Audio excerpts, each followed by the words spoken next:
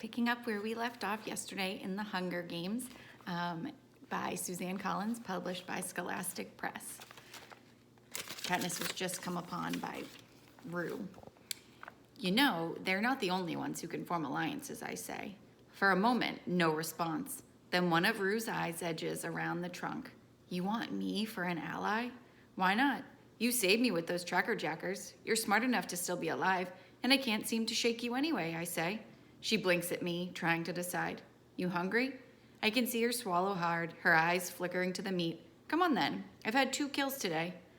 Rue tentatively steps out into the open. I can fix your stings. Can you? I ask. How? She digs in the pack she carries and pulls out a handful of leaves. I'm almost certain they're the ones my mother uses. Where'd you find those? Just around. We all carry them when we work in the orchards. They left a lot of nests there, says Rue. There are a lot here, too. That's right. You're District 11. Agriculture, I say. Orchards, huh? That must be how you can fly around the trees like you've got wings. Rue smiles. I've landed on one of the few things she'll admit pride in. Well, come on then. Fix me up. I plunk down by the fire and roll up my pant leg to reveal a sting on my knee. To my surprise, Rue places the handful of leaves into her mouth and begins to chew them. My mother would use other methods, but it's not like we have a lot of options. After a minute or so, Rue presses a gloppy green wad of chewed leaves and spit on my knee.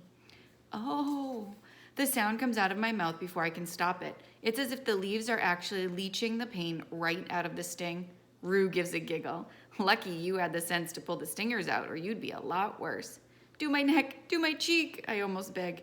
Rue stuffs another handful of leaves in her mouth, and soon I'm laughing because the relief is so sweet. I notice a long burn on Rue's forearm. I've got something for that. I set aside my weapons and anoint her arm with the burn medicine. You have good sponsors, she says longingly. Have you gotten anything yet? I ask. She shakes her head. You will, though. Watch. The closer we get to the end, the more people will realize how clever you are. I turn the meat over. You weren't joking about wanting me for an ally? She asks. No, I meant it, I say. I can almost hear Haymitch groaning as I team up with this wispy child, but I want her because she's a survivor, and I trust her. And why not admit it? She reminds me of Prim.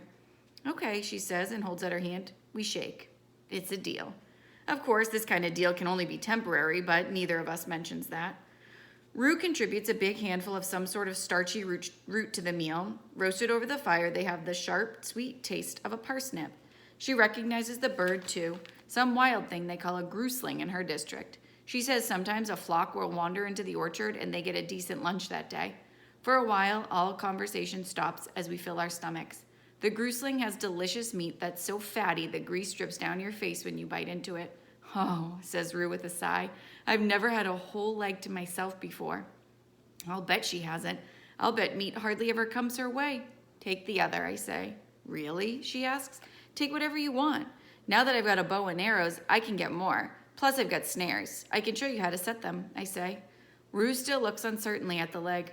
Oh, take it, I say, putting the drumstick in her hands. It will only keep a few days anyway, and we've got the whole bird plus the rabbit. Once she's got hold of it, her appetite wins out, and she takes a huge mouthful.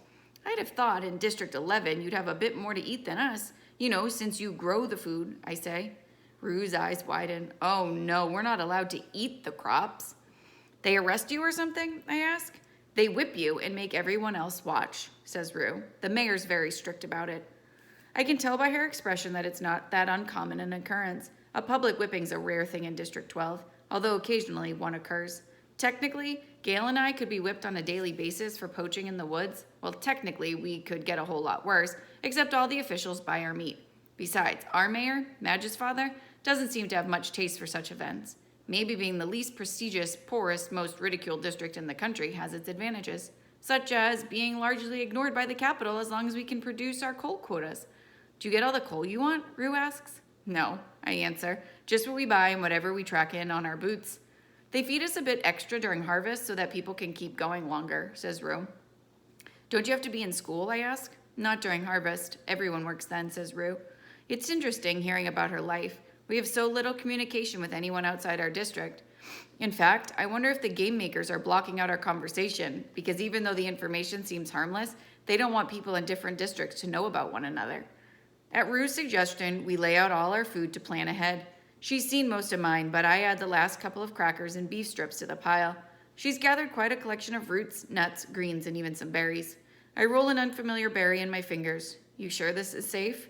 Oh yes, we have them back home. I've been eating them for days, she says, popping a handful in her mouth. I tentatively bite into one, and it's as good as our blackberries. Taking Rue on as an ally seems a better choice all the time. We divide up our food supplies, so in case we're separated, we'll both be set for a few days. Apart from the food, Rue has a small water skin, a homemade slingshot, and an extra pair of socks. She also has a sharp shard of rock she uses as a knife. I know it's not much, she says as if embarrassed, but I had to get away from the cornucopia fast. You did just right, I say. When I spread out my gear, she gasps a little when she sees the sunglasses. How did you get those? She asks. In my pack. They've been useless so far. They don't block the sun and they make it harder to see, I lay with a shrug. These aren't for sun. They're for darkness, exclaims Rue. Sometimes when we harvest through the night, they'll pass out a few pairs to those of us highest in the trees, where the torchlight doesn't reach. One time, this boy Martin, he tried to keep his pair, hid it in his pants. They killed him on the spot. They killed a boy for taking these, I say. Yes, and everyone knew he was no danger. Martin wasn't right in the head. I mean, he still acted like a 3-year-old. He just wanted the glasses to play with, says Rue. Hearing this makes me feel like District 12 is some sort of safe haven. Of course, people keel over from starvation all the time, but I can't imagine the peacekeepers murdering a simple-minded child. There's a little girl, one of Greasy Say's grandkids, who wanders around the hob. She's not quite right, but she's treated as a sort of pet. People toss her scraps and things. So what do these do? I ask Rue, taking the glasses. They let you see in complete darkness, says Rue. Try them tonight when the sun goes down. I give Rue some matches, and she makes sure I have plenty of leaves in case my stings flare up again. We extinguish our fire and head upstream until it's almost nightfall. Where do you sleep? I ask her. In the trees? She nods. In just your jacket? Rue holds up her extra pair of socks. I have these for my hands. I think of how cold the nights have been. You can share my sleeping bag if you want. We'll both easily fit. Her face lights up. I can tell this is more than she dared hope for. We pick a fork high in a tree and settle in for the night just as the anthem begins to play. There were no deaths today. Rue, I only woke up today. How many nights did I miss? The anthem should block out our words, but still I whisper. I even take the precaution of covering my lips with my hand. I don't want the audience to know what I'm planning to tell her about PETA. Taking a cue from me, she does the same. 2, she says. The girls from Districts 1 and 4 are dead. There's 10 of us left. Something strange happened. At least I think it did. It might have been the tracker jacker venom making me imagine things, I say. You know the boy from my district, PETA? I think he saved my life. But he was with the careers. He's not with them now, she says. I've spied on their base camp by the lake. They made it back before they collapsed from the stingers, but he's not there. Maybe he did save you and had to run. I don't answer.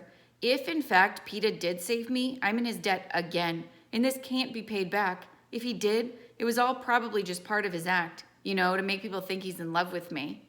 Oh, says Rue thoughtfully. I didn't think that was an act. Of course it is, I say. He worked it out with our mentor. The anthem ends and the sky goes dark. Let's try out these glasses. I pull out the glasses and slip them on. Rue wasn't kidding. I can see everything from the leaves on the trees to a skunk strolling through the bushes a good 50 feet away. I could kill it from here if I had a mind to. I could kill anyone. I wonder who else got a pair of these, I say.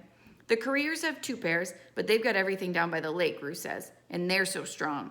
We're strong too, I say, just in a different way. You are. You can shoot, she says. What can I do? You can feed yourselves. Yourself, can they? I ask. They don't need to. They have all those supplies, Rue says. Say they didn't. Say the supplies were gone. How long would they last, I say. I mean, it's the Hunger Games, right? But Katniss, they're not hungry, says Rue. No, they're not. That's the problem, I agree. And for the first time, I have a plan that isn't motivated by the need for flight and evasion, an offensive plan. I think we're going to have to fix that, Rue. Till next time.